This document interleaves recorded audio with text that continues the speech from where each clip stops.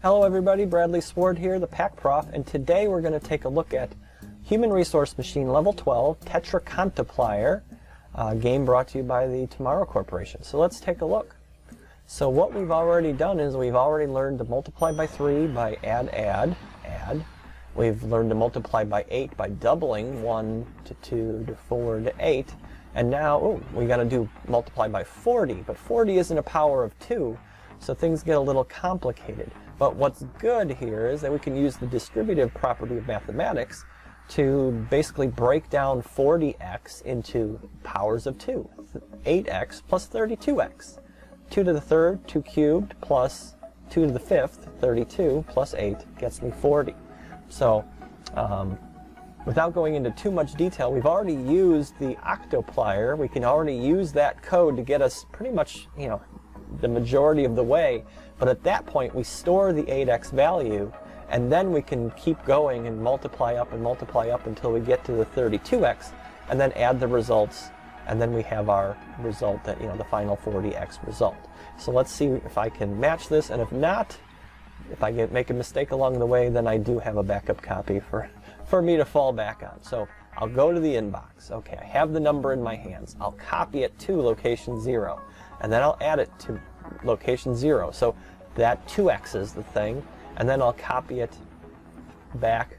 So that's a 2x copy right there. So then I go, okay. So then I go, okay, I do this again. This makes a 4x copy. And then if I do this one more time over, I add the 0, and then I copy back 2. So now in the 0 location is the 8x copy of what I'm trying to accomplish. So I could try running this just to see. So I should be able to get 5 turns into 40 before the thing crashes. Good. 40 is sitting in the register. So that's good. It means I'm making progress. So now 8x is stored, and now I can keep on going and put the 32x version, or work toward the 32x version somewhere else, like location 1, and then come back and use the 40 when I'm done. So I think we're making good progress here. So then I copy to 0, then I copy to 1, because I want to keep on going. Or maybe, let's get rid of that one, and let's just say I add back to 0 one more time. So now I'll have 8x stored in the register, but in my hands I'll have 16x. And then I can, instead of copying it to location 0, now I can start storing the 16x version here in location 1. And then, since that's in location 1, I can add to it to double up one more time. So now in my hands I have the 32x version, and in location 0 is the 8x version. So now the two can mix together, and now I can say, oh, hey, go back to 0, add that in.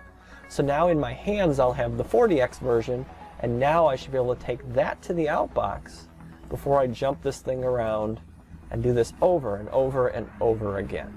So this should do it.